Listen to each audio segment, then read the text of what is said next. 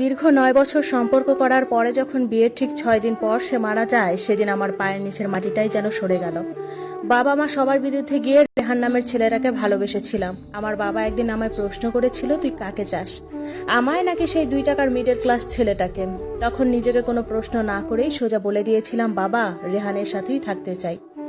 মা আমায় সেদিন গরম মাছ কাঠি দিয়ে পিঠে অনেক মারলো, চুল ধরে পিটালো, তবুও কিচ্ছু বললাম না, একমাত্র রেহানের জন্য। ও বলেছিল কিছু সময় দাও আমাকে, আমি সব গুছিয়ে নিব। অন্যদিকে ওর পরিবারও মানছিল না, আর আমার পরিবার তো রেহানকে মিডল ক্লাস ছাড়া কথাই বলে না। রাতে খেতে বসলে মা আমার মুখের দিকেই তাকাতো না, আর বাবা তো আমি আসলে ভাতে পানি ঢেলে চলেই যেত। খুব কষ্ট পাচ্ছিলাম মা বাবার এসব ব্যবহার দেখে।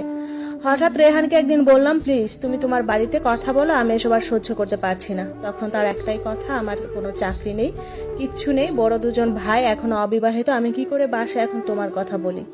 এইদিকে বাবা আমার বিয়ের জন্য অনেক পাত্রপক্ষ বাসায় একের পর এক নিয়ে আসছে।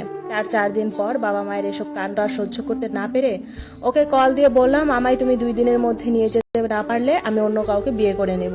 সে এটা শুনে কেঁদে দিয়ে বলল, হয়তো আজ ইনকামের জন্য কয়টা টাকা আর 2 মুঠো ভাতের জন্য 9 বছরের ভালোবাসা হারাতে যাচ্ছি আমি। তখন আমিও তার এই কান্নামাখা গলার কথা শুনে শান্ত হয়ে যাই।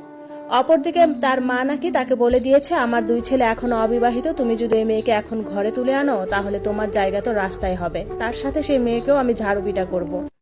2 পরিবারের এত অশান্তির মাঝে 2 জন মিলেই ডিসিশন নিলাম যে বিয়ে করে নিলে আর আমাদের কেউ ফেলে দিতে পারবে না। হয়তো 2-4 কথা শুনবো, কিন্তু 9টা বছরের সম্পর্কের কথা চিন্তা করে আমরা সবকিছু সহ্য করে নিব। ঠিক হলো সোমবার বেলা 12:40 কাজী অফিসে থাকার জন্য। সোমবার সকাল 10টায় 2 সেট কাপড় নিয়ে বের হয়ে গেলাম বাসা থেকে। বান্ধবী সুমিকে নিয়ে গেলাম কফিতলার সেই কাজী অফিসে।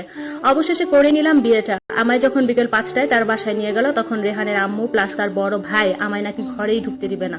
সত্যি সেই দিন বিকেল 5টা থেকে রাত 11টা পর্যন্ত আমি একাই বাহিরে দাঁড়িয়ে রইলাম। রেহানকে ঘরে নিয়ে তার মা দরজা বন্ধ করে বসে আছে। এই বিয়ে কোনোভাবেই মানবে না। যাই হোক, অনেক বোঝানোর পর আমায় রাত 11টার পর ঘরে তুললেন।